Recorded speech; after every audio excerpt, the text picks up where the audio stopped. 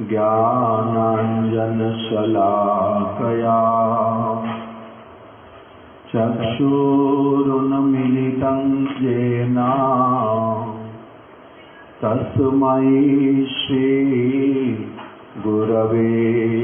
नमः।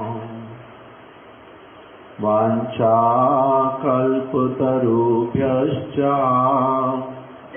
कृपा सिन्धुभ्यः च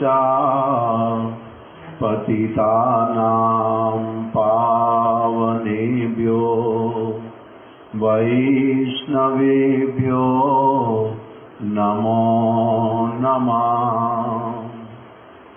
यं प्रव्रजन्तं मनुपेतमपेतकृत्यं द्वैपायनो विरहकातर आजुहाव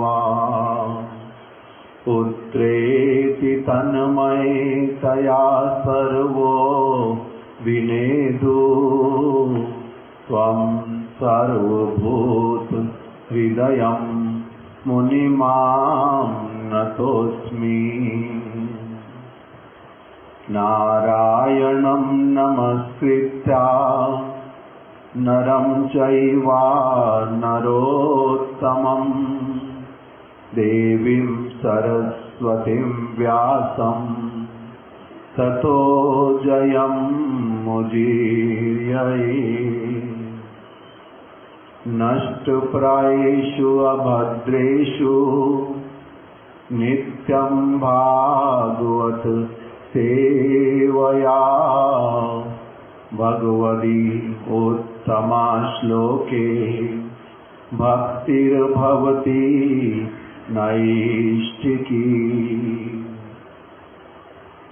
श्रीकृष्ण चैतन्य प्रभु नित्यानंद श्री अद्वैत गदाधर शिवासादि गौर भक्त वृंद। हरे कृष्णा कृष्णा कृष्णा हरे हरे, हरे राम राम राम हरे हरे। श्रीमद्भागवतम पंचम स्कंद में षष्ठ अध्याय, सप्तम अध्याय। इसमें पंचम स्कंद में जो सप्तम अध्याय, उसमें कथा वर्णन कर रहे हैं भरत जी की, भरत चरित्र। इसमें श्रील शुकदेव गोस्वामी जी ने बताया कि हे परीक्षित, परम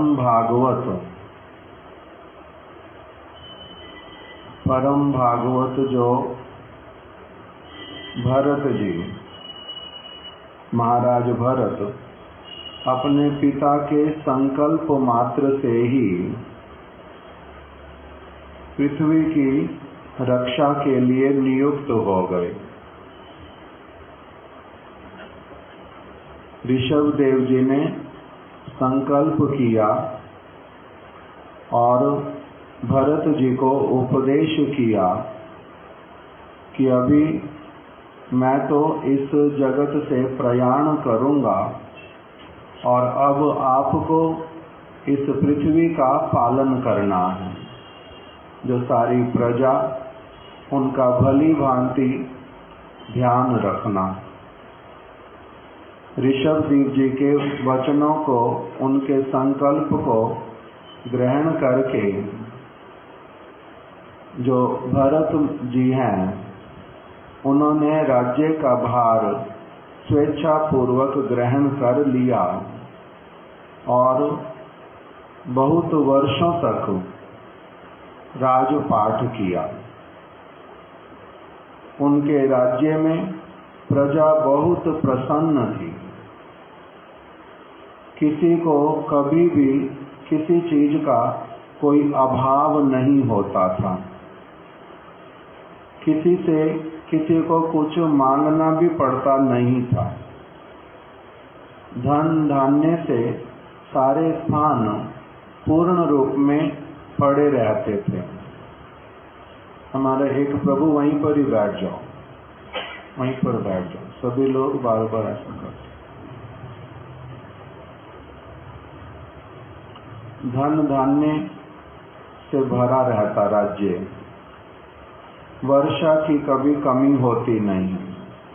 पृथ्वी समय पर अपना सारा कुछ फल इत्यादि पुष्प फसल प्रदान करती हैं। ऋतुएं बड़ी प्रसन्न रहती हैं।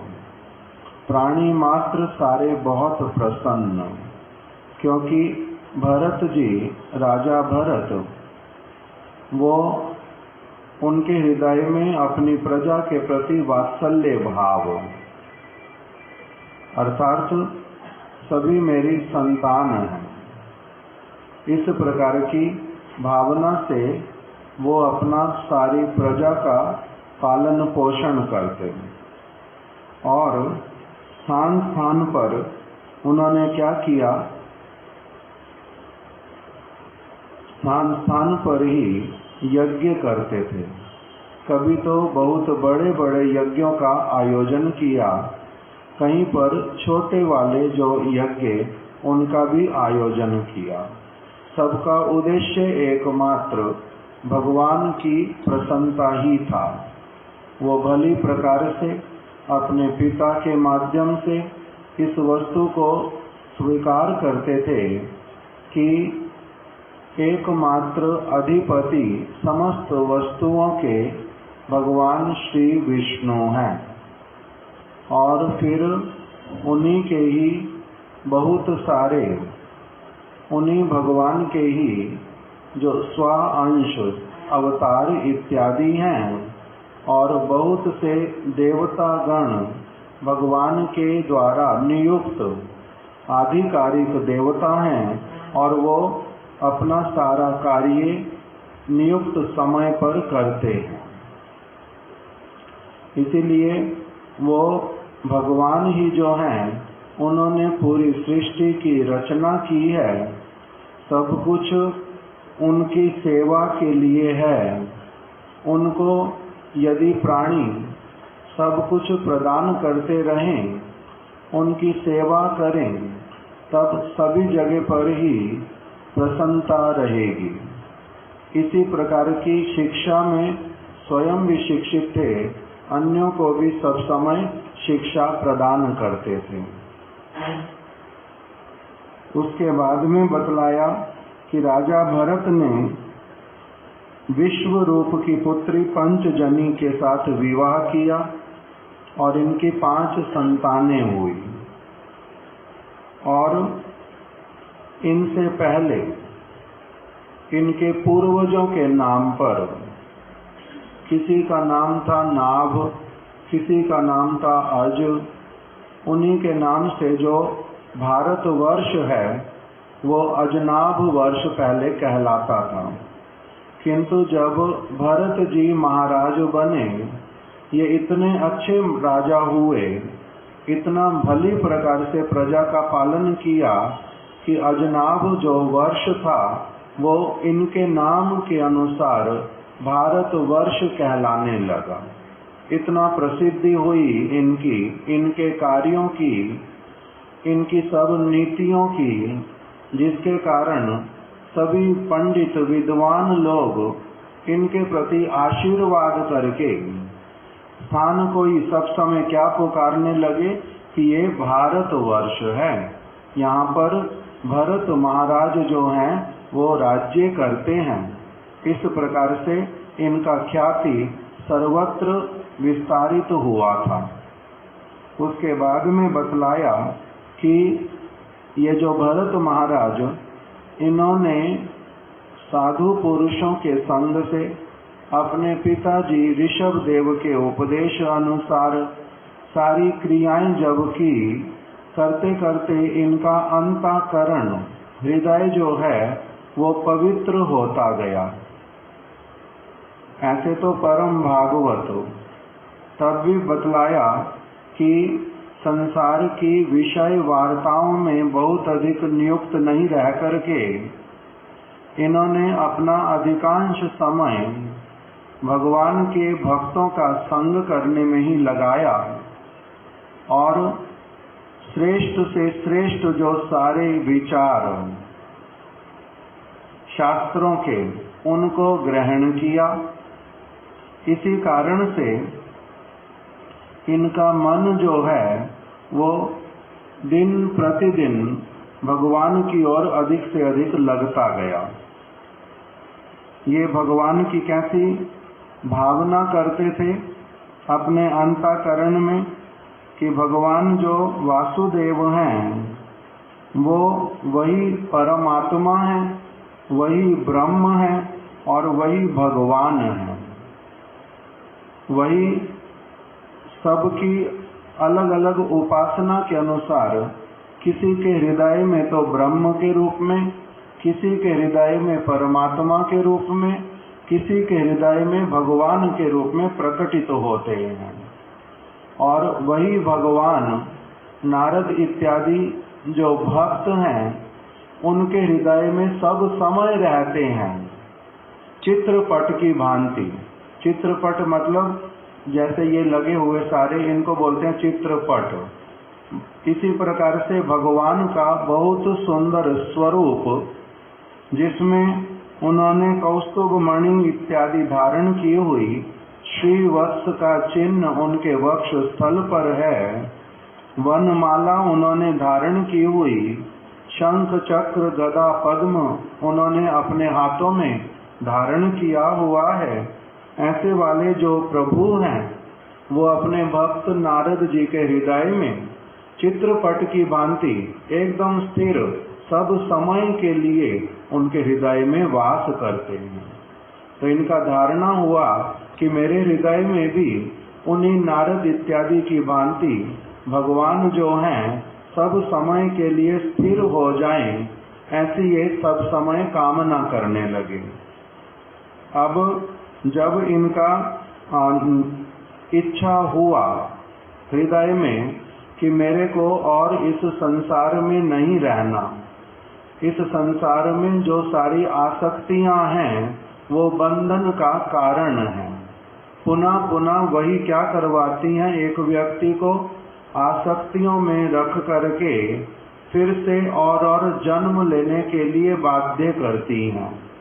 इसलिए समय आने पर इन्होंने अपने पुत्रों में जो सारी संपत्ति थी इनको अपने पिताजी से, पितामह से जो मिली थी, उस सब को इन्होंने भली भांति अपने पुत्रों में बांट दिया और बांट करके इन्होंने स्वयं अपने हाथ में कुछ भी नहीं लिया।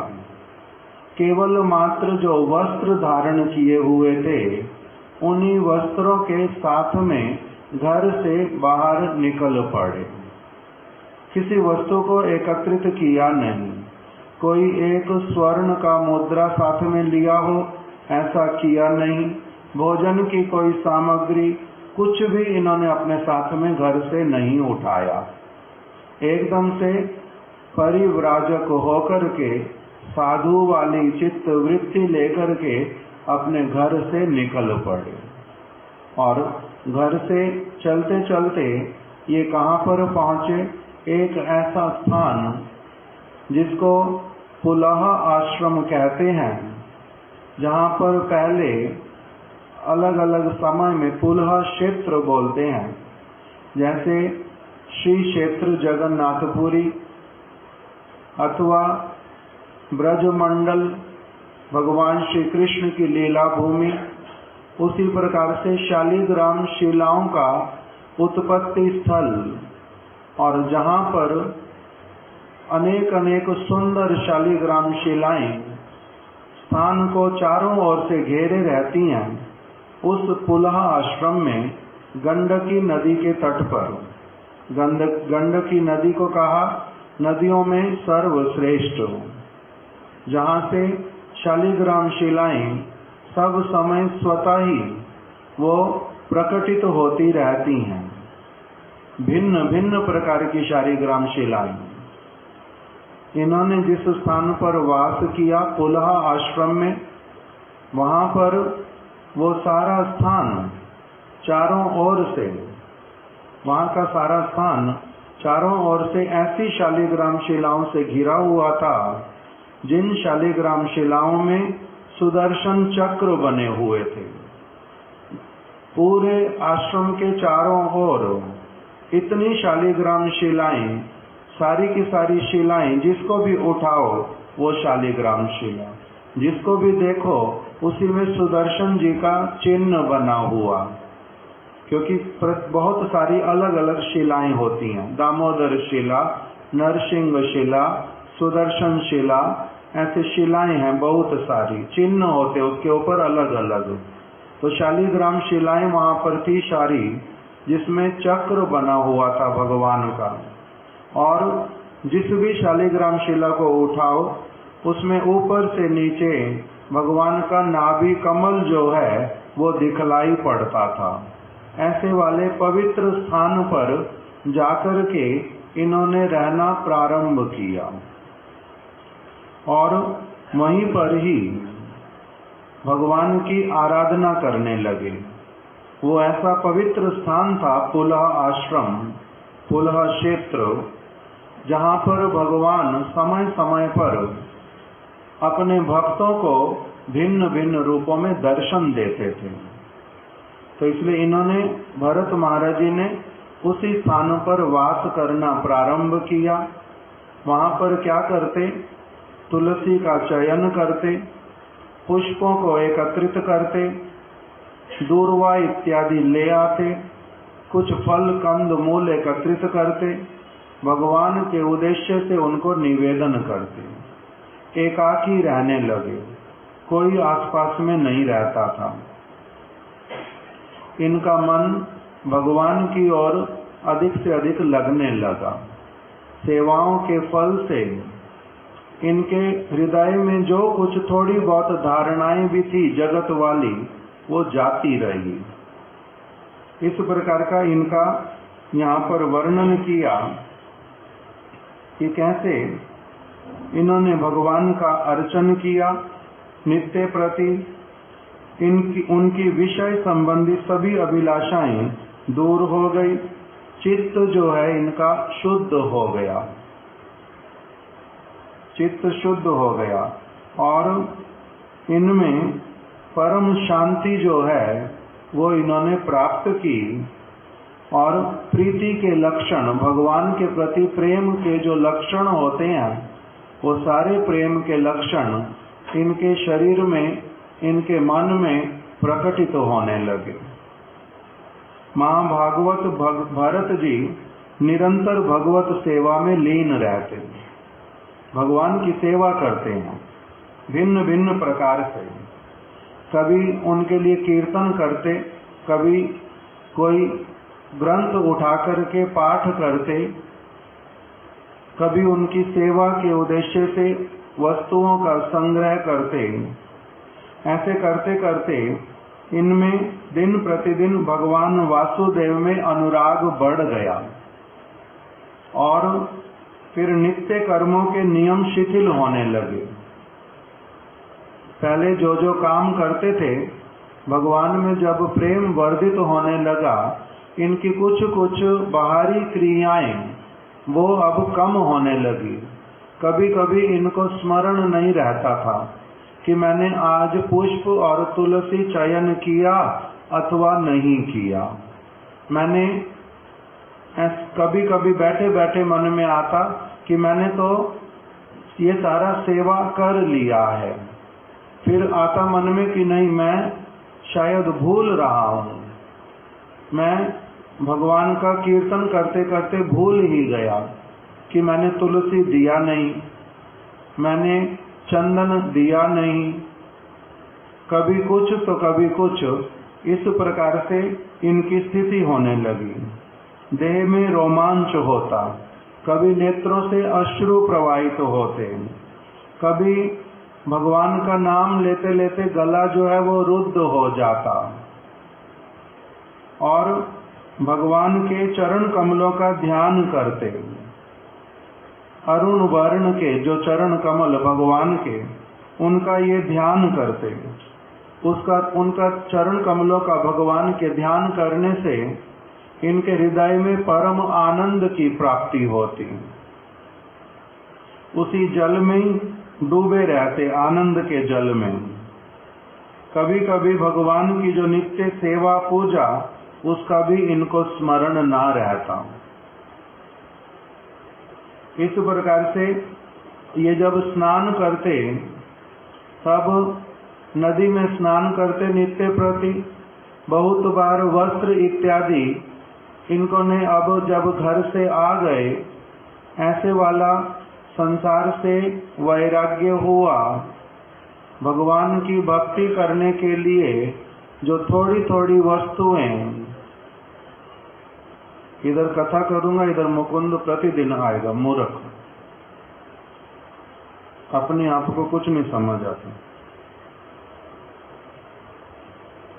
इसलिए इन्होंने क्या किया, भरत महाराज जी ने संसार की जो सारी वस्तुएं शरीर के लिए भी चाहिए होती हैं, उसको भी इतना सीमित कर दिया, इतना सीमित कि किसी भी वस्तु पर अधिक निर्भर ही नहीं करते।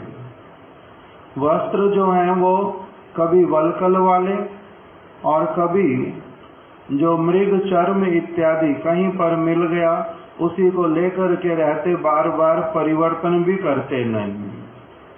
केशों की ओर भी ध्यान देते नहीं, केश एकदम से इनके कपिल वर्ण के भूरे भूरे हो गए, जटाएं बन गई, किंतु और भोजन की तरफ कोई अधिक ध्यान देते नहीं। जिस किसी प्रकार से शरीर का जीवन यात्रा का यापन करते हैं, ऐसे करके, और इनको कोई अभाव भी अनुभव होता नहीं, कोई अभाव नहीं अनुभव होता कि मेरे पास ये वाली वस्तु होती तो अच्छा होता, ये खाने की चीज मिल जाती तो बहुत अच्छा, बात करने वाला आज मेरे पास कोई नहीं है। ऐसे इनका कभी भी कोई दिन नहीं आता। सब समय भगवान की उपस्थिति अनुभव होती, उन्हीं के साथ में वार्तालाप हो, उन्हीं के परिकरों के साथ में वार्तालाप हो, सेवाओं को लेकर के सब समय के लिए मन के भीतर में विचार हो, यही इनके जीवन में चलता रहता। सारा कुछ शरीर का क्रिया जो है वो कम से कम होता गया। जो इनका जो अप्राकृत दिव्य स्वरूप वाला जो तेज था, वो इतना प्रबल हो उठा कि एकदम से इनके अंग प्रत्यंग अत्यंत सुंदर, तेजवान, बलवान हो उठे। जिनका नित्य प्रति इस प्रकार से भगवान के साथ में संबंध जगत की वस्तुओं से, जगत में रहते हुए भी, जैसे कमल कीचड़ के भीतर में रहने पर भी कीचड़ से बिल्कुल भी संपर्क युक्त नहीं होता, उसी प्रकार से ये जगत में रहते हुए भी जगत में नहीं थे। किसी वस्तु की सुध बुध नहीं थी, कोई चीज आती ही नहीं मन में। जो कुछ था उसको एक समय में पूरी तरह से, अच्छी तरह से समझ करके कि ये विषय वस्तु मेरे कभी किसी काम नहीं आएगी, किसी के भी काम नहीं आई। हजारों लोग आए, हजारों चले गए। किसी ने कहा ये भूमि हमारी, किसी दूसरे ने कहा ये भूमि हमारी। कितने ही आए, कितने ही चले गए, भूमि वहीं की वहीं रह गई। वो किंतु केवल गर्व करके चले गए। धन किसी का रहा नहीं, संपत्तियां यहाँ की सारी यहीं रह गई। ये अच्छी तरह से जान करके ही सब कुछ गए थे, इससे इनका पीछे मुड़ करके देखना वो वाला सारा कुछ हुआ ही नहीं। और भक्ति राज्य की बहुत ऊंची जो स्थिति, प्रेम के विकार, भाव के विकार, भगवान को पुकार करके रोना,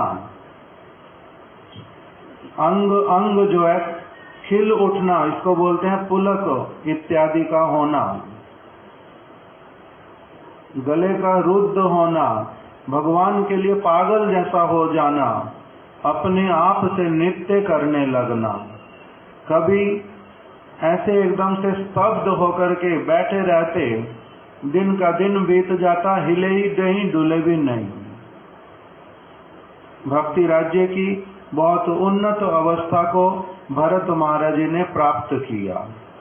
फिर उसके बाद बतला रहे हैं कि किस प्रकार से इन्होंने सदैव एक मंत्र का जप किया। कौन सा?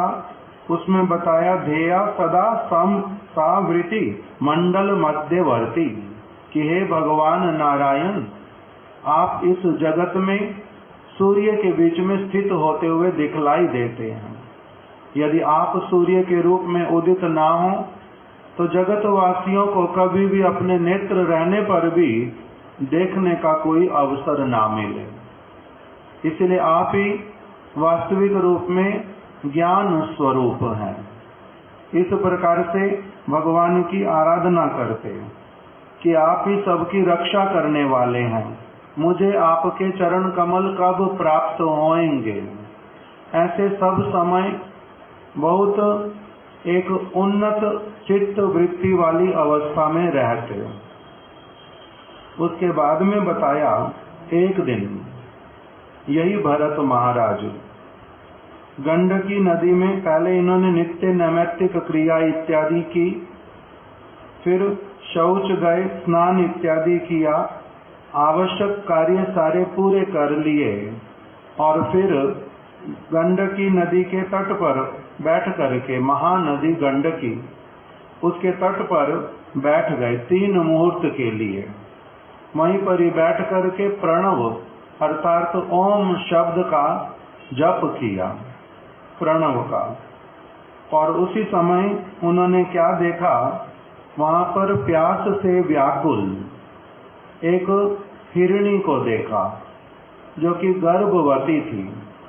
वो अपने, ऐसे हिरनियां अकेली कभी रहती नहीं, झुंड में रहती हैं, 2, 4, 8, 10 ऐसे झुंड में रहती हैं। किंतु इन्होंने देखा वो हिरणी अकेली है, अर्थात अपने झुंड से बिछड़ गई है। और उसको पहले तो ऐसा लगा उनको देख करके कि ये हिरणी इधर उधर अपने जो उसके और हिरनियां उसकी जाति की, उनको इधर उधर ढूंढ रही थी। किंतु जब कोई भी नहीं मिला तो वो अकेली ही पहले ढूंढती रही, पानी की तरफ, प्यास की तरफ ध्यान नहीं दिया। बाद में किंतु उसके मुख को देख करके इनको लगा कि बहुत प्यासी, और एकदम से उसने आकर के नदी में जलपान करना प्रारंभ किया। अभी उसका पेट भरा नहीं था, थोड़ा सा ही उसने अभी जल पिया था कि उसी समय एक सिंह ने बहुत भयंकर गर्जना कर दी। सिंह सामने नहीं था हिरणी के। भरत महाराज जी को सिंह दिखलाई नहीं दिया। सिंह जो है कहीं दूरी पर भीतर भी वन के भीतर में, वहीं से सिंह ने एक भयंकर जो है शब्द किया, दहाड़ा, जिसके कारण ये हिरणी का स्वभाव क्या होता है वो भी बताया कि हिरणी बहुत अधिक भय करने वाली होती है। कहीं पर थोड़ी सी कुछ आहट हो एकदम से भागने लगती है। और दूसरा, उसके वो सब समय सशंकित रहती है, चकित नेत्रों वाली रहती है, इधर उधर देखती रहती है। तो जैसे ही उसने ये, एक तो अकेली थी, अपने झुंड से बिछड़ गई थी, दूसरा प्यासी थी। अभी जब सिंह ने ऐसी दहाड़ लगाई, उसको शब्द को सुन के एकदम से कांप उठी। देखने से लगा कि बहुत अधिक भयभीत हो गई है, और उसी भयभीत अवस्था में जिसमें उसका जल पीना भी अभी पूरी तरह से हुआ नहीं था, वो एकदम से उस नदी के ऊपर से उसने छलांग लगा दी भय के कारण। दूसरी तरफ वन नहीं था, दूसरी तरफ पर्वत था, उसी तरफ इसने छलांग लगा दी बिना सोचे। बीच में ही क्या हुआ, क्योंकि उसका पूर्ण गर्भ था उस समय, इसीलिए जैसे ही उसने छलांग लगाई, एक तो छलांग लगाना, दूसरा पूर्ण गर्भ था, तीसरा भयभीत थी, उसके कारण ही उसका क्या हुआ, उसकी योनि से उसका जो गर्भ वो एकदम से बाहर आ गया और नदी के जल में बहने लगा। उधर उसने जो छलांग लगाई थी, गर्भ तो बीच में रह गया, वो तो नदी के जल में बहने लगा, और उधर वो एकदम से जैसी उसने दूसरी तरफ में पहुंची छलांग लगा करके, तो वहां पर पूरा चट्टान था, एकदम से उसके ऊपर जाकर के गिरी, टकराई और वहीं पर ही प्राण छोड़ दिए साथ साथ में, वो मर गई। भरत महाराज जी सारा अपने आंखों से देख रहे हैं, और जब उन्होंने देखा कि ये जो बालक, इस हिरणी का शावक, ये नदी के जल में बह रहा है, तो उसको उन्होंने साथ ही साथ में जाकर के बचाया, अर्थात जल के भीतर में चले गए, थोड़ा तैरना पड़ा तो तैर लिए, और उस शावक को अपने हाथ में ले लिया, उठा करके बाहर ले आए, अपने आश्रम में पहुंच गए। मन में विचार किया, ये बालक जो है, ये तो इसकी तो अब माता रही नहीं, सामने ही सामने तो मर गई, और कोई हिरणी भी साथ में थी नहीं जो कि इसको पकड़ लेगी, ये तो अभी पूरी तरह से निराश्रित है, अनाथ है, इसीलिए उसको इन्होंने पकड़ लिया, उठा लिया, और उठा करके कहाँ लेकर के चले गए, अपने आश्रम में, पुला आश्रम में, जहाँ पर वो रहते थे, वहीं पर ही अब उसको अपने साथ में रख लिया। इनका हृदय करुणा से भर उठा, आत्मीय बंधु की भांति, जैसे अपना ही कोई बहुत प्रिय व्यक्ति जल में अगर ऐसे बह करके जा रहा हो, अपनी रक्षा ना कर पा रहा हो, उसको जैसे कोई व्यक्ति जो अच्छा तैराक हो पकड़ करके बाहर निकाल लाता, इसी प्रकार से इन्होंने भी बड़ी करुणा करके उस हिरणी के बच्चे को, उसको ये उठा करके अपने आश्रम में ले आए।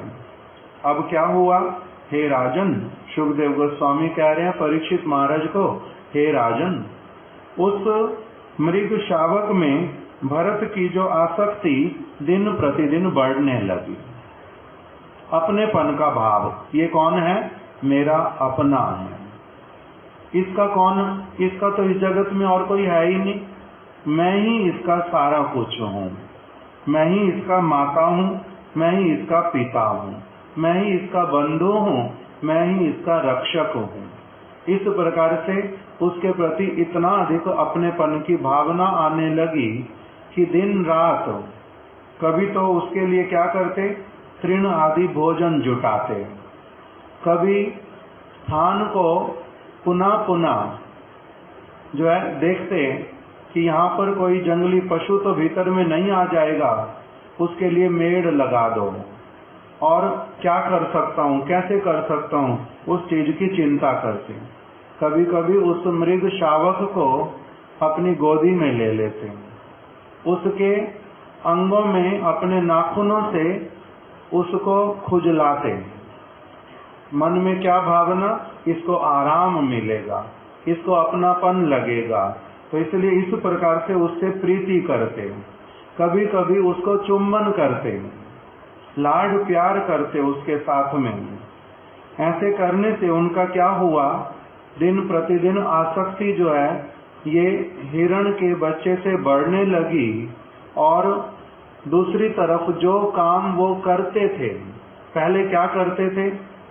स्तव करना, स्तुतियां करना, कीर्तन करना, प्रीति पूर्वक गंडकी में स्नान करना, शालिग्राम शिलाओं को प्रणाम करना, पुष्प चयन करना, तुलसी चयन करना, ध्यान करना, भगवान के चरणों का अर्चन करना, उनको स्नान कराना, भोजन करवाना, ये सारा कुछ इनका क्या होता गया? क्षीण होता गया। इधर से होता गया सारा कम और उस हिरण के प्रति होता गया बहुत अधिक। इसी प्रकार इनका कुछ ही दिनों में सारा धर्म आचरण जो है वो नष्ट हो गया। भरत जी मन ही मन में विचार करते कि आओ, ये निराश्रय है, ये मृग शावक है, अभी बहुत छोटा है। काल चक्र के वेग से, काल का चक्र समझ नहीं आता, किसको किस परिस्थिति में डाल देता है। इस बालक को अभी गर्भ से बाहर आया, साथ ही साथ में क्या कर दिया? इसकी माता का इससे वियोग करवा दिया काल चक्र ने। इसका अब कोई भी स्वजन नहीं है, कोई इसका सुहृद नहीं है, कोई बंधु नहीं है और ये सबसे बिछड़ गया है। मुझे ही अपना माता पिता भाई बंधु जाति सहचर सब कुछ मुझे ही समझता है और इसका मेरे प्रति ही बहुत अधिक विश्वास है। कैसे पता चलता था? क्योंकि मृग को थोड़ा सा कुछ सुनाई देने से एकदम से इनकी ओर भागता था। कोई और छोटा भी प्राणी अगर दिखलाई देता, उससे भय करने के कारण इनकी गोदी में एकदम से आ जाता, इनको जोर से पकड़ लेता, तो इनके ऊपर पूरा विश्वास करने लगा और यह मेरे अतिरिक्त किसी को जानता नहीं है। इसका पालन करने से मेरी परमार्थ की हानि होगी, ये भी मन में आता। इसका मैंने पालन करना शुरू किया, दिन रात अब इसको देखता हूँ, मन में भी यही रहता है, मेरी भगवान वाली चीजें तो छूटती जा रही हैं, मेरा परमार्थ जो है उसकी हानि हो रही है, किंतु तब भी कोई बात नहीं। क्यों? क्योंकि अगर मैं अपने परमार्थ की चिंता करूंगा, इसके विषय में कुछ भी ध्यान नहीं दूंगा, तो इससे क्या होगा? इसके द्वारा मैं तो स्वार्थी कहलाऊंगा। ये तो इस प्रकार का स्वार्थ भाव तो रखना नहीं चाहिए। जो व्यक्ति इसका पालन पोषण करना, इसका लालन पालन करना, इसको लाड प्यार करके इसको संतुष्ट रखना, ये तो मेरा कर्तव्य है। मैं ही इसकी एकमात्र शरण हूँ। जो शरणागत का अनादर करता है वह पाप का भागी बनता है, यह मैं जानता हूँ। अतः इस आश्रित की उपेक्षा करना उचित नहीं है, इसकी उपेक्षा मेरे को नहीं करनी चाहिए। ये उनके मन में विचार आने लगा। जो विचार क्या है? वास्तविक रूप में भूल है, जो भूल विचार है। कैसे? हमारे महाराज जी हम लोगों को बड़े सरल तरह से इस बात को बता देते थे कि एक जिस समय शिला भक्ति दयित माधव गोस्वामी महाराज अर्थात महाराज जी के गुरु जी, वो कलकत्ता में अभी अपने घर पर रहते थे किराए का मकान लेकर के। प्रभुपाद जी के पास में कथा सुनने के लिए आया जाया करते थे। तो उन शिला माधव गोस्वामी महाराज जी का एक मित्र था जिसका नाम था हरिदास।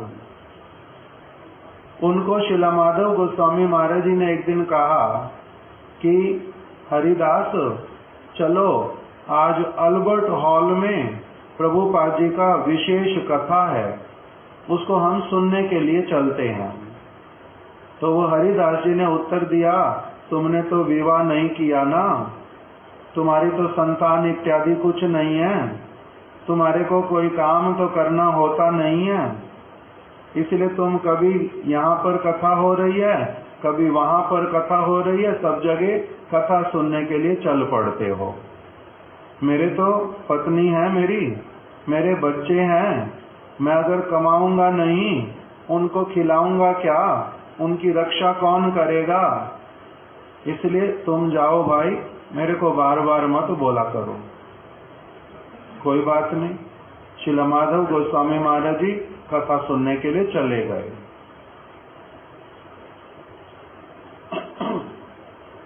ऐसा करते करते इनका तो क्या हुआ, श्रील माधव गोस्वामी महाराज जी का, ये तो अब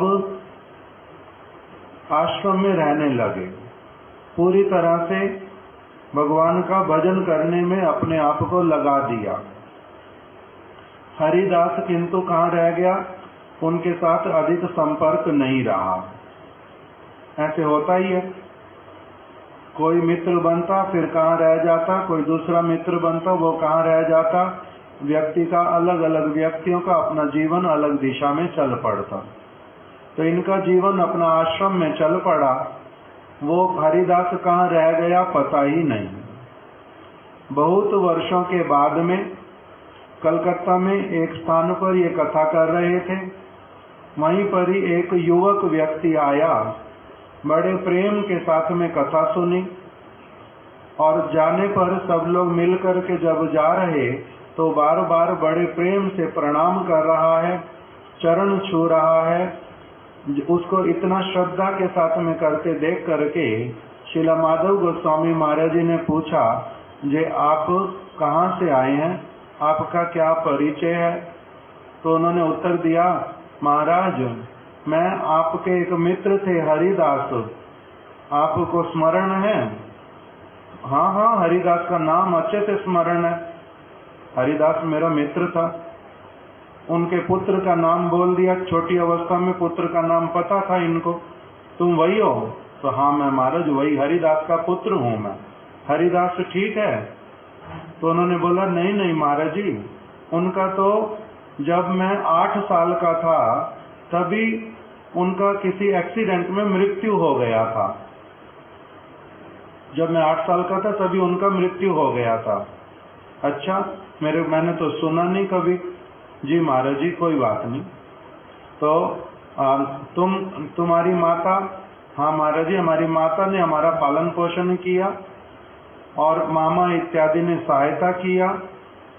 फिर आगे बता दिया कि मैं अभी IAS ऑफिसर हूँ, मैंने अच्छे से पढ़ाई लिखाई की, अच्छी तरह से अभी सेटल्ड हैं, मेरा भी विवाह हो गया, माता जी एकदम से ठीक हैं। श्रील माधव गोस्वामी महाराज जी ने उसको हाथ फेरा सिर पे, प्यार किया, प्रसाद इत्यादि दिया, वो तो चला गया। फिर हमारे महाराज जी कहते हैं, जब हमारे गुरु महाराज जी श्रील माधव गोस्वामी महाराज वो अपने कक्ष में आ गए, तो कक्ष में आकर के हमारे महाराज जी को, श्रील भारती गोस्वामी महाराज जी को और अपने कुछ कुछ शिष्यों को क्या कहने लगे, देखो हरिदास कहता था मैं नहीं काम करूंगा तो मेरे बच्चों का पालन पोषण कौन करेगा। अब देखो हरिदास मर गया, कब का एक्सीडेंट हो गया था, किंतु उसका बच्चा बहुत अच्छे से पढ़ लिख गया, बड़ा भी हो गया, विवाह भी हो गया, IAS ऑफिसर भी बन गया। किसने उसको पढ़ाया, किसने उसका पालन पोषण किया? भगवान ने पालन पोषण किया। इस जगत के व्यक्ति मन में केवल विचार करते हैं कि हम किसी का पालन पोषण करते हैं, हम किसी की रक्षा करते हैं, हम यदि नहीं करेंगे तो कैसे होएगा, किंतु वास्तविक रूप में वो केवल मात्र निमित्त बनते हैं, इस बात को वो भूल जाते हैं। तो इसी प्रकार से अब जो भरत महाराज जी हैं वो क्या विचार कर रहे हैं कि मेरा कर्तव्य इस हिरण का पालन पोषण करना है। अपना घर छोड़ करके आए थे, पुत्र को, पूरी प्रजा को, पत्नी को, सारा कुछ सोच समझ करके, शास्त्र की बात सुन करके, साधुओं का संग करके कि ये देह जो है आत्मा से भिन्न है, इस देह का जो पालन पोषण, बड़ा होना, मरना, जीवित रहना, ये सारा कुछ प्रारब्ध कर्मों पर निर्भर करता है। कोई किसी की रक्षा नहीं कर सकता, कोई किसी का पालन नहीं कर सकता, भगवान ही सबके नियंता हैं। पहले ये सारा कुछ सोच समझ करके, धारण करके उससे बहुत आगे निकल आए थे, किंतु अब यहाँ पर फिर क्या हो गया इनका, अब मन में आ गया इस हिरण का अगर मैं पालन नहीं करूंगा तो क्या होगा, मेरा हानि होगा, मैं स्वार्थी कहलाऊंगा। मेरे को अपने परमार्थ की चिंता नहीं करके, पहले किसकी चिंता की थी, परमार्थ की चिंता की थी। आसक्तियों को स्वयं छोड़ करके आए थे परमार्थ की चिंता करके, कि अब बच्चों का, घर का, प्रजा का अपनी आप से भगवान जैसी व्यवस्था करेंगे, अपनी आप से होएगा। अब किंतु क्या हो गया फिर से इस हिरण के प्रति, कि अगर मैं सब समय परमार्थ की चिंता करूंगा तो मैं स्वार्थी हो गया। मेरे को वैसा स्वार्थ नहीं रखना चाहिए, ये तो मेरे शरणागत है, अब मेरे को इसी का ही ध्यान रखना चाहिए पूरा का पूरा। इस प्रकार की दूसरी भावना इनके मन में सारी आ गई। समस्त प्रकार से बाहरी विषयों से विरक्त होने पर भी दीन जनों के परम सुहृद, शिष्ट और सज्जन निश्चय ही शरणागतों की रक्षा के लिए बड़े से बड़े स्वार्थ की भी उपेक्षा कर देते हैं। कह रहे हैं कि हम लोगों को, मेरे को क्या करना चाहिए, मेरे को अपने स्वार्थ की उपेक्षा कर देनी चाहिए, अपने भजन की, परमार्थ की, वो मेरा सैक्रिफाइस हो जाए कोई बात नहीं, किंतु इसका मेरे को क्या करना चाहिए, अच्छी तरह से ध्यान रखना चाहिए। ये जब उन्होंने बात सोचनी शुरू की, जब मैंने आज पढ़ा इसको बैठ करके, फिर शिला माधव गोस्वामी महाराज जी की और एक बात स्मरण आई। उन्होंने एक समय में आसाम में प्रोग्राम किया। उस समय जो आसाम के मुख्यमंत्री थे, उनका नाम था गोपीनाथ बरदलोई। वो गोपीनाथ बरदलोई जो है वो कार्यक्रम में आए और देखा, इनका पहले कीर्तन हुआ, फिर इन्होंने कथा की, फिर कथा के बाद में फिर से कीर्तन हुआ। तो गोपीनाथ बरदलोई ने शिला माधव गोस्वामी महाराज जी को कहा, आपका जो सारा सभा हुआ ये पूरी तरह से महात्मा गांधी की सभा जैसा। महात्मा गांधी भी जहाँ कहीं पर सभा करते हैं, पहले कीर्तन करते हैं, फिर वो स्पीच देते हैं, बाद में भी फिर राम राम धुन करवाते हैं। तो इसलिए आपका और उनका, गौड़िया मठ का और महात्मा गांधी का एक ही प्रकार का पद्धति है। तो शिला माधव गोस्वामी महाराज जी ने कहा, गोपीनाथ बरदलोई, उनमें और हम लोगों में बहुत बड़ा एक फंडामेंटल डिफरेंस है। क्या डिफरेंस है आप लोगों का? तो इन्होंने बतलाया कि महात्मा गांधी के जो न्यूज़पेपर, स्पोक पेपर बोलते ना, क्या बोलते हैं उसको, न्यूज़ लेटर, उनका जो ऑफिशियल न्यूज़ लेटर, उसके ऊपर लिखा रहता है, आई कैन सैक्रिफाइस राम धुन फॉर माई कंट्री। मैं अपने देश के लिए राम धुन को छोड़ सकता हूं। उन्होंने इस प्रकार से लिखवा करके रखा, मैं अपने देश के लिए राम धुन को छोड़ सकता हूं। शिला माधव गोस्वामी महाराज जी ने कहा, हमारा विचार उनसे वर्टिकली अपोजिट है। हम लोगों का क्या विचार है? I can sacrifice everything for Ram धुन। भगवान के लिए मैं सारे संसार को छोड़ सकता हूं। क्यों? क्योंकि भगवान का सारा कुछ है, भगवान के लिए मेरे को सब चीज को मैं छोड़ सकता हूं, इसलिए उनसे हमारा अंतर है। तो अब भरत महाराज जी, इनका क्या हो गया, एक समय में तो इन्होंने परमार्थ वाला विचार लिया था, भगवान के लिए मेरे को क्या करना है, भगवान की भक्ति के लिए, परमार्थ के लिए, उस आत्म तत्व की ओर आगे बढ़ने के लिए मेरे को सारी चीजों के मोह को, आसक्ति को, संसार को छोड़ना है। किस लिए? क्योंकि ये सारी वस्तुएं अनित्य हैं। कोई किसी का नित्य पुत्र, पिता, माता, बंधु, राज्य, शरीर, ये कुछ नहीं रहता है। उस समय इन्होंने ऐसा विचार किया था जो कि बहुत शुद्ध विचार था। वास्तविक विचार था, महापुरुष जिनका पालन करते हैं, भगवान जिसको स्वयं शिक्षा देते हैं, सर्वधर्मान परित्यज्य माम एकम शरणम व्रज, एकमात्र मेरी शरण ग्रहण करो। इन्होंने पहले भगवान की वाणी के अनुसार सारा कुछ किया था। अभी क्या हो गया, अब इनका अपना जो मनोधर्म, मनगढ़ंत जो विचार कि हाय मैं इसको नहीं देखूंगा तो कौन देखेगा, ये मेरा शरणागत, मैं इसका पालन करने वाला, कोई किसी का पालन करने वाला नहीं है, इनके मन में उल्टे विचार आ गए।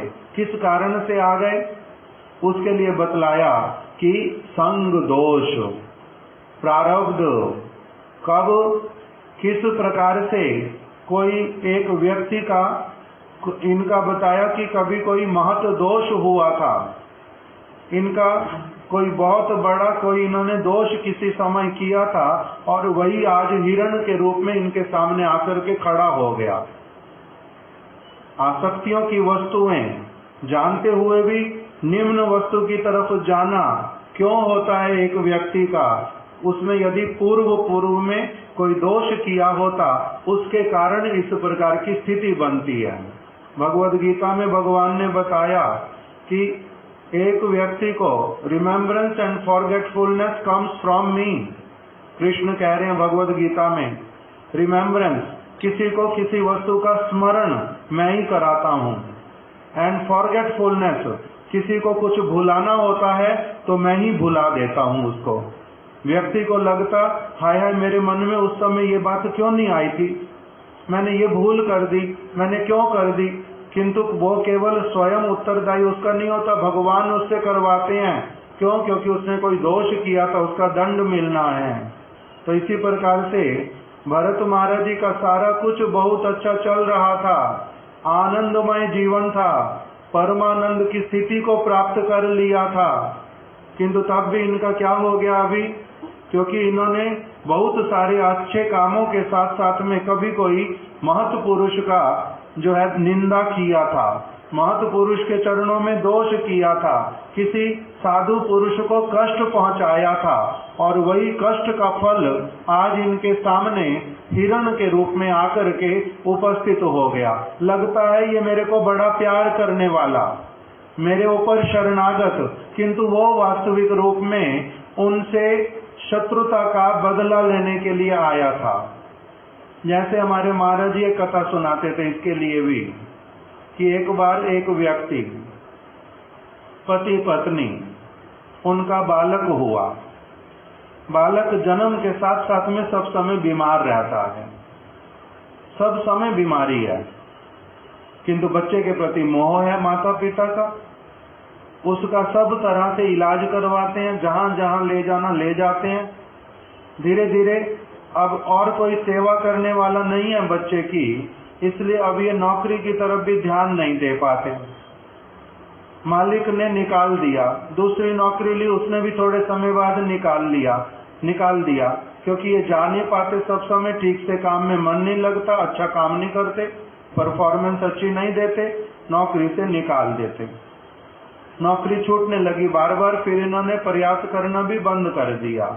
घर में जो संपत्ति थी धीरे धीरे वो सारी खत्म होने लगी, पत्नी के गहने भी बिक गए। बच्चा किंतु ठीक होता नहीं, बड़ा तो होता जा रहा है, ठीक नहीं होता, सारा कुछ घर का खत्म हो गया। अब उधार मांग मांग करके लाता है, कभी किसी रिश्तेदार से, कभी किसी रिश्तेदार से। लोगों ने उधार देना भी बंद कर दिया, कितना उधार देंगे तेरे को, पागल है क्या, बार बार आ जाता, हाथ उठा करके, झोली फैला करके, नहीं मिल और नहीं देंगे। तो इसकी अवस्था इस प्रकार की हो गई कि अब धैर्य धीरे धीरे खोने लगा, लोगों के सामने भीख मांगता, विलाप करके पैसे लाता, तब भी उससे पूरी नहीं पड़ती। जब धैर्य पूरा टूट गया, तब मन में कुछ महीनों में मन में विचार किया कि मैं और कुछ नहीं करता, भगवान की जो इच्छा वही होगा इस बच्चे का, मेरे को नहीं पता क्या करूं। तो एक दिन जब बिल्कुल थोड़े से पैसे हाथ में, तब अपने पुत्र को बोलता है, पुत्र मेरे को, तुम्हारे को जो कुछ खाने की इच्छा हो मेरे को बताओ तो, अब ये मेरे हाथ में अंतिम पैसे थोड़े से, वही तेरे को लाके खिला देता हूँ, जो होगा सो होगा। तो कहता है कि एक एप्पल ला करके खिला दो। उसको एक एप्पल खरीद करके ले आया और उसको अमनिया करके, छिलका उतार करके, उसको टुकड़े छोटे छोटे करके बच्चे को खिलाया बड़े प्यार से। खाते खाते बच्चा जब पूरा लगभग खा लिया, एक आधा पीस बचा, उसने कहा मेरे को और नहीं खाना, मैं और नहीं खाऊंगा, आज हमारा हिसाब किताब पूरा चुकता हो गया, आज हिसाब किताब पूरा चुकता हो गया। तो ये बोलता है कि काहे का हिसाब किताब? बच्चा क्या बोल रहा है, क्या बोल रहा है इस प्रकार से? जब इस प्रकार से बोल दिया तब इसको उसने बोला नहीं नहीं, हिसाब किताब पूरा हो गया। तब ये बोलते हैं कि शायद इसका शरीर अंदर से बहुत खोखला हो गया है, कभी भी मर जाएगा, इसीलिए ऊट पटांग बातें कर रहा है। किंतु वो ऊट पटांग बातें नहीं कर रहा था, उसने सच सच बताना शुरू किया कि पिछले जन्म में मैं अकेला एक घर में रहता था, वहीं पर ही आप और आपकी बहन यात्रा करने के लिए जगन्नाथपुरी जा रहे थे। मेरे घर में आश्रय लिया रहने के लिए रात में, और मेरे को अकेला देख करके, मेरी बड़ी सारी संपत्ति देख करके आप बहन और भाई ने मिल करके मेरा गला घोट करके मुझे मार डाला, सारी संपत्ति को सारा जीवन भोग किया, पाप की कमाई खाई। समय के फेर से क्या हुआ, वही बहन और भाई आप लोग धीरे धीरे जब मर गए, अब इस जन्म में पति पत्नी के रूप में आपका एक साथ में मिलन हुआ, और मैं वही व्यक्ति जिसको आप लोगों ने मारा था, मैं आपके पुत्र के रूप में जन्म ले लिया, और जो जो आपने लूटा था वही सारा बड़े प्रेम से मैंने आपका सारा लेकर के नष्ट करवा दिया, आपको घर घर में भीख मंगवा दी, आपको दुखी कर दिया बहुत। और आज जिस तरह से मेरे पास उस समय आप आए थे, आपके हाथ में कुछ नहीं था, मैंने आश्रय दिया था, आज उसी तरह से खाली हाथ करके आपको छोड़ के जा रहा हूं। मेरा क्या हो गया, हिसाब किताब चुकता हो गया। तो इस प्रकार से दिखाई क्या दिया, है कौन वो? उनका पुत्र बन करके आया, किंतु पुत्र बन करके आने पर भी प्रेम प्रेम में, मोह मोह में उसने क्या कर लिया, उनका सारा कुछ खत्म करवा दिया, उनको सब समय कष्ट में रखा, उनको सब समय चिंता में डाल दिया। इसी प्रकार से हिरण जो है ये उनका क्या था, आया तो एक ऐसी अवस्था में बड़ा प्रेम वाला, छोटा सा, इतना प्यार करते उसको, कभी उनके ऊपर फुदकता, कभी उनके आसन को पकड़ लेता, अलग अलग चीजें। इस प्रकार से करके इनके शत्रु के रूप में जो इनसे महद अपराध हुआ था, उसका दंड भोग कराने के लिए इनको इनके सामने उपस्थित हो गया वही हिरण का बच्चा। अब क्या हुआ कि इन्होंने यही सोचा, भरत का चित्त जो है मृग शावक के स्नेह पाश में ऐसा बंध गया कि अब ये उठते बैठते, सोते, जागते, टहलते, स्नान करते, भोजन करते समय सब समय उसी के विषय में चिंता करते हैं। पहले उसको सुला दूं, फिर मैं सोऊंगा, मैं उठ गया हूं, वो उठा है या नहीं उठा, उसको उठा दूं। अभी मैं जो स्नान करने के लिए जा रहा हूं उसको साथ में ले जाता हूं, अगर वो यहाँ पर रह जाएगा तो पीछे से उसको कोई खा ना जाए, स्नान करने के लिए ले जाते। मैं डुबकी बाद में लगाऊंगा, पहले इसको लगवा देता हूं, पहले उसको डुबकी लगवाते। इस तरह से सब समय, खाने के समय में मैं पहले खाऊं, नहीं पहले इसको खिलाऊंगा जो ये खाता है। उस प्रकार से सारा समय उसके विषय में सोचते रहते।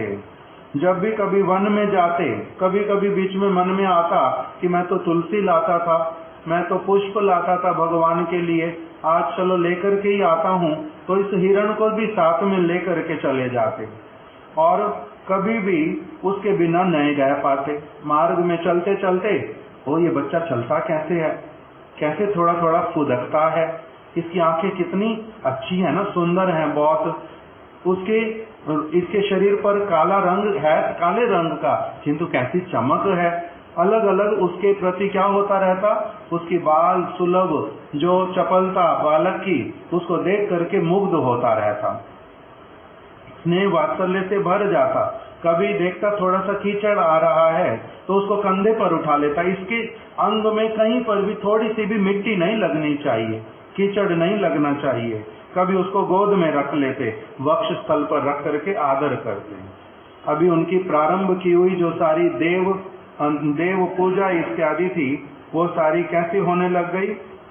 क्रियाएं जब थोड़ी बहुत करते, बहुत कुछ तो समाप्ति हो गया, थोड़ा बहुत जो कुछ करते, उस 2 मिनट भी भगवान की तरफ मन लगता नहीं। उससे पहले आता है हिरण कहाँ गया, इधर उधर कहीं चला तो नहीं गया, बार बार उसकी तरफ देखते। कभी बीच में उठ करके खड़े होते, जैसे ही देखते कि हाँ वो कोने में आराम से बैठा हुआ है, एकदम से प्राण आ जाते। 2 मुहूर्त नहीं देखते तो छटपट होने लगती, एकदम से कहाँ गया कहाँ गया कहाँ गया, इस प्रकार से बोल उठते, उसको ढूंढने लगते। जैसे एक साधारण कामुक व्यक्ति का, बद्ध जीव का किसी भी प्राणी के प्रति आसक्ति, देहासक्ति होने के कारण जैसी स्थिति होती है, सब समय इनकी वही की वही पूर्ण स्थिति हो गई। इस प्रकार से जब उसको कभी देखते तो एकदम से हर्षित हो जाते, ओ पुत्र तेरा कल्याण हो।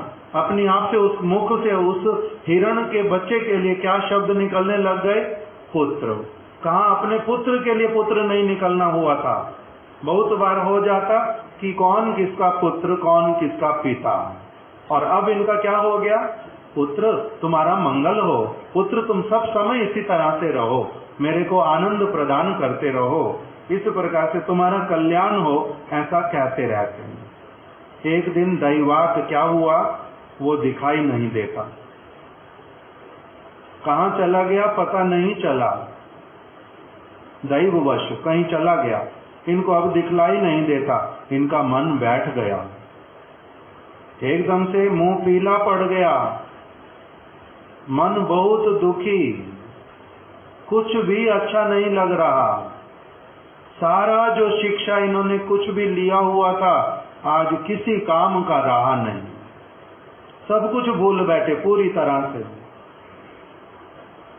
अब जैसे मोहग्रस्त व्यक्ति, कोई एक व्यक्ति जिसके पास में धन हो और कृपण भी हो, वो साथ साथ में धन को बड़ी अच्छी तरह से संभालता हो, और उसका धन किसी तरह से चोरी हो जाए पूरा का पूरा, उसकी जो अवस्था होती है, गला सूख जाता, मुंह पीला पड़ जाता, क्या करे क्या नहीं करे, घबराहट होती, पसीने पसीने हो जाता, उसी प्रकार से इनकी अवस्था हो गई।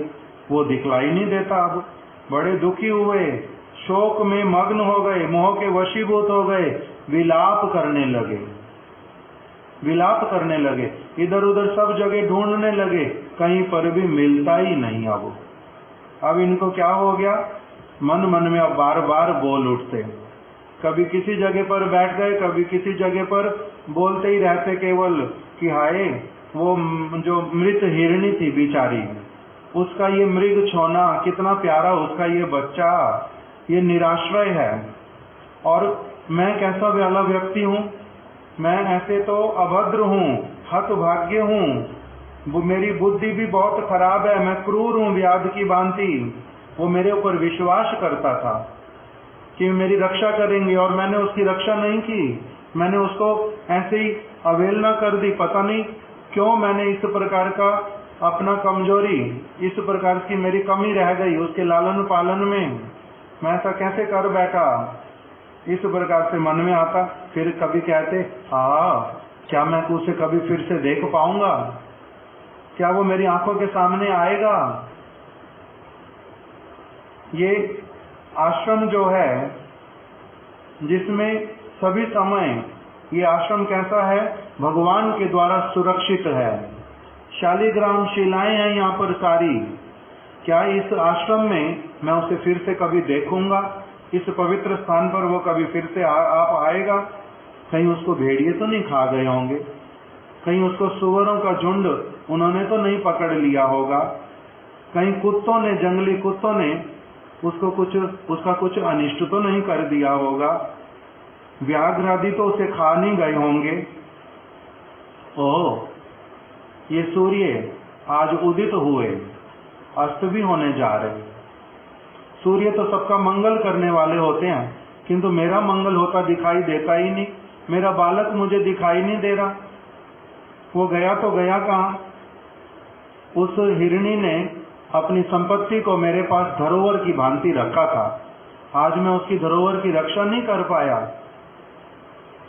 वो जो उस मृग को क्या कहने लगे, छोटे बालक को, कि ओ वो राजकुमार कहाँ पर होगा बेचारा? क्या मेरे जैसे पुण्यहीन हतभाग्य के पास फिर कभी लौट आएगा? क्या मैं उसको फुदकते हुए, कभी कुछ खाते हुए, कभी एकदम से आराम से सोते हुए निश्चिंत होकर के उसके मुझे क्या फिर कभी दर्शन होंगे? जैसे किसी पिता का पुत्र मर जाए या पुत्री मर जाए, छोटा सा बालक को 7-8 वर्ष का मर जाए, माता की पिता की क्या अवस्था होती है? उसकी हर चीज देख करके उसका स्मरण होता है, और बार बार जो वस्तु नहीं हो सकती फिर भी क्या लगता है कि ये हो जाए। उसी प्रकार से इनकी अवस्था। चंद्रमा को देखते तो ये चंद्र जो है, इसमें लगता है मेरा बालक वही जो है उसके जैसा दिखाई देता, चिन्ह बना हुआ कि शायद चंद्र ने उसको अपने पास रख लिया है, वही उसकी रक्षा कर रहे हैं। कभी ऐसा वाला मन में आता, कभी मन में आता कि ओ कैसे जब वो खेलता था तब क्या करता था कि मैं जानबूझ करके आंखें बंद कर लेता था और वो खेलता था। खेलते खेलते वो एकदम से मेरे को आंखें बंद करके देखता था तो मेरे पास आ जाता था, और अब वो मेरे साथ बात तो नहीं कर सकता था मेरी भाषा में। वो क्या करता था, अपने सींगों के द्वारा, कोमल कोमल उसके सींग थे, कितने अच्छे थे, वो मेरे को अपने सींगों से कभी मेरे पीछे कभी मेरे आगे आके मेरे को स्पर्श करता था। क्या वो सींग मेरे को फिर कभी स्पर्श करने का सौभाग्य मिलेगा? कहाँ भगवान के लिए सारा कुछ सोचते थे, और कहाँ आज किसके लिए हो गया? अपने पुत्र के लिए भी नहीं, मनुष्य शरीर के किसी व्यक्ति के लिए नहीं, पशु शरीर वाले मृग के प्रति इस प्रकार का आसक्ति हो गया। कारण क्या बना उनका? कोई उन्होंने जो दोष किया था उसका फल उसके सामने आया, और इसको क्या बोल दिया? अभी हिरण का जो संग हुआ इसका नाम हो गया संग दोष। संग दोष के कारण हो गया। अब फिर मन में आने लगा, ओ मैं जब कुशा आसन बिछाता था ना, वो कभी कभी कुशा को अपने दांतों से इधर से उधर ले जाता था और खेलते कूदते चंचलता करता था, और मैं कभी कभी एकदम से उसको डांटने लगता था, आंख उसको दिखाता था, एकदम से डर जाता था, कैसे एकदम से शांत होकर मुनि की भांति बैठ जाता था। ओ क्या मेरा वो बालक मेरे को फिर कभी दिखाई देगा? ऐसे करते करते नित्य प्रति उस तरह से उस बालक की चिंता करते, कभी कुछ कहते तो कभी कुछ कहते। हो जहां जहां पर जो ये कृष्ण मृग, काले रंग का हिरण, जहां जहां उसके चरण पड़ते हैं वो स्थान पवित्र माना जाता है। ऋषि लोग वहां पर यज्ञ करते हैं। ये मेरा बालक जो है ये तो कृष्ण वर्ण का था, ये ऐसे वाला हिरण था जिसके चरण चिन्ह पड़ने से पृथ्वी सुशोभित होती है।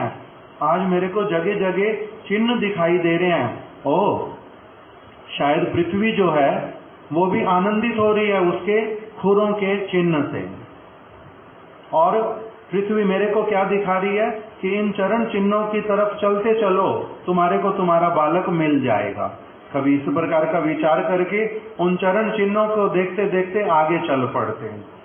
ऐसे करते करते उनका क्या हो गया, ऐसा समय आ गया कि ओ चिंता तो वही रहती, ये मातृविहीन बालक, ये मेरा एकांतिक अनुगत था, मैंने भी इसको पुत्र के रूप में पालन किया था। अब उसका विरह मुझसे सहा नहीं जाता, मेरा मन जो है वो जलता रहता है, ऐसे लगता है जैसे एक एक क्षण मेरा एक एक युग के समान बीत रहा है। इस प्रकार की अवस्था में वो जो भरत महाराज, उनका मृत्यु का समय आ गया। उनके साथ में कोई और रहता नहीं था, इसलिए श्रील जीव गोस्वामी पाद जी ने अपने किसी संदर्भ में वर्णन किया कि अगर ये इनका दोष तो हुआ था, उसका फल तो इनके सामने आया था हिरण के रूप में, किंतु यदि ये महत् पुरुषों के साथ में रह रहे होते तो इनका वो दोष भी कट जाता बड़ी आसानी से, किंतु क्योंकि महत् पुरुषों के साधुओं के साथ में नहीं रहते थे, एकांत में रहते थे, इसलिए इनका जो वो फल कर्म का आया सामने वो कटा नहीं, इनको पूरी तरह से वो अपना दंड भोग करवा के ही गया। इस प्रकार से इनकी अवस्था हुई, मरने का समय आ गया। इनको क्या लगा, वो बालक बिल्कुल मेरे पास में आके बैठ गया है। अब इनको भ्रम होने लगा कि वो बालक साथ में आके बैठा है और मेरे को जाना पड़ रहा है, ये आया तो मेरे को जाना पड़ रहा है, वो आया नहीं है। केवल इनको भ्रम होने लगा और ऐसा भ्रम में ही इनका शरीर जो है वो छूट गया। इस प्रकार से जब इनका शरीर चला गया तब इनको क्या हुआ, शुकदेव गोस्वामी ने अंत में बताया, इस प्रकार हे परीक्षित, जिन मनोरथों का पूरा होना असंभव था, अर्थात वो बालक फिर उनके पास कभी वापस लौट के आ ही नहीं सकता था, क्योंकि वो तो चला गया, कहाँ गया पता ही नहीं। जितनी देर तक रहना था इनको दंडित करना था, पहले प्रेम के कारण, फिर विरह के कारण, मिलन और विरह इनको करा दिया अपना। इनको एकदम से जगत के एक बहुत अधिक बद्ध अवस्था वाले, शरीर के प्रति आसक्ति रखने वाले मनुष्य के स्तर पर एकदम से नीचे ला करके डाल दिया और इनको फिर छोड़ करके चला गया। वापस तो उसने लौट के आना नहीं था, इसलिए इनको ऐसी अवस्था में डाल करके वो चला गया। इनका मनोरथ पूर्ण नहीं होने वाला था, इनका चित्त व्याकुल रहने लगा। मृग शिशु के रूप में प्रकट होने वाले अपने प्रारब्ध कर्मों के दोष के कारण राजर्षि भरत जो थे, जो योग का अनुष्ठान करने आए थे, भगवद अर्चन करते थे, अपने सारे के सारे स्वधर्म से पतित हो गए। इन्होंने क्या किया था, इनके लिए हमारे महाराज जी ये वचन बोलते थे, मैंने आज पहली बार भागवत में ढूंढा, मिल गया। ढूंढते ढूंढते प्राक परित्यक्त दुस्त्यज्य हृदयाभिजातस्या तस्यैव अंतराया विहत योगारंभणस्या। कह रहे कि ये राजा भरत, इन्होंने क्या किया था, दुस्त्यज्य, जिसको त्यागना बड़ा कठिन था, उस दुस्त्यज्य अपने औरस पुत्रों को, अपने साम्राज्य की संपत्ति को, उस सबको भगवत भक्ति में इन्होंने बाधक समझा था। जैसे नारद ऋषि के लिए उनकी माता भक्ति में उनको बाधक लगती थी। हिरण्यकश्यपु प्रहलाद महाराज जी को क्या लगते थे कि ये भक्ति में बाधा उत्पन्न करवाते हैं सब समय। विभीषण को लगता था रावण मेरी भक्ति में बाधक है। मीराबाई को लगता था मेरे घर के लोग मेरे बाधक हैं। सनातन गोस्वामी जी को लगता था राजा मेरे से बड़ा स्नेह करता है, ये मेरी भक्ति में बाधक हैं। इसी प्रकार से दुस्त्यज्य वस्तुओं को महाराज भरत ने युवा अवस्था में त्याग दिया था। किस लिए कि ये सारी वस्तुएं मेरी भक्ति में बाधा हैं। और क्या क्या वस्तुएं, मेरा राज्य, मेरी संपत्ति, मेरे मंत्री, मेरी पत्नी, मेरे बालक, मेरा सारा अहंकार, ये सब कुछ भक्ति में बाधक है। उस सारी चीज को छोड़ करके दीनहीन बन के, कुछ भी हाथ में नहीं लेकर के जो अपने घर से चल पड़े थे, ऐसे वाले व्यक्ति की इस प्रकार की फिर दुरा अवस्था हुई। किस लिए, किसी महत दोष के कारण। और अभी महापुरुषों के साधुओं के साथ में नहीं थे, इसलिए उससे बच भी नहीं पाए और दंड में दंडित होना पड़ा। इतना भ्रष्ट हो गए, इतनी बुद्धि मारी गई, कुछ भी इनको स्मरण नहीं रहा। इतनी भाव की ऊंची अवस्था और कहां पर आकर के पतित हुए। इस प्रकार से शुकदेव गोस्वामी कह रहे हैं कि दुस्त्यज्य पुत्रों को भगवत संपत्ति में, भगवत प्राप्ति में जो बाधक समझकर परित्याग करके आए थे, उनकी इस विजातीय मृग शिशु में उनको कैसी आसक्ति हो गई, अपने पुत्र के जैसी आसक्ति हो गई। वो इतना अधिक उसमें आसक्त हो गए कि आत्महित, परमात्म हित, भगवत सेवा, शास्त्र की बात, साधु की बात, कुछ भी उनके चित्त में रहा ही नहीं, सब कुछ चला गया। इसलिए प्रार्थना करनी पड़ती है, अंतराय नहीं आए, यही तो परम भाई। मैं अच्छे मार्ग पे चला हूँ, ज्ञान कुछ आता है, हे प्रभु मेरी कभी दुरावस्था ना आए, मैं फिर से दुष्ट मार्ग पे ना चला जाऊं। इस प्रकार की जो साधु पुरुष हैं वो प्रार्थनाएं करते हैं, अंतराय नहीं आए, अब फिर से कुछ बाधा ना उत्पन्न हो जाए मार्ग में। इनकी किंतु ऐसी हो गई थी, ये आत्महित की चिंता से भी उदासीन हो गए थे। मृग शिशु के प्रति आसक्ति रूपी विघ्न पड़ने से इनका योग साधन नष्ट हो गया। राजन, इसी प्रकार प्रबल वेगशाली अटल भीषण काल उनके समक्ष उपस्थित हो गया। अब इनकी मृत्यु का समय आ गया, भीषण काल उपस्थित हुआ। चूहे के बिल में जैसे विषधर सर्प प्रवेश कर जाता है, उसी तरह से काल आकर के इनके निकट उपस्थित हो गया और उस मृग का ही चिंतन करते करते इनका मृत्यु हो गया। उसके फल स्वरूप इनका हुआ क्या? हिरण की योनि में जाना हुआ। अब उस वाले प्रसंग को हम लोग कल श्रवण करेंगे, आज यहीं तक रख देते। ये संग दोष किस प्रकार से होता है, उस सारी बात को ये चरित्र बताता है। व्यक्ति की क्या अवस्था होती है, कैसे इन वस्तुओं से सावधान रहना, भजन पिपासु व्यक्ति को, उसके लिए इस चरित्र को उठाया गया। हम लोग इससे आगे अब कल श्रवण करेंगे। श्रीमद् भागवत महापुराण की जय। श्री सुखदेव गोस्वामी जी की जय। मंत्र कहाँ से प्रारंभ होता? गोवर्धन धरम वंदे गोपालम गोपरूपिणम गोकुलो उत्सवमीशानम गोविंदम गोपिका प्रियम गोवर्धन धरम वंदे गोपालम गोपरूपिणम गोकुलो उत्सवमीशानम गोविंदम गोपिका प्रियम।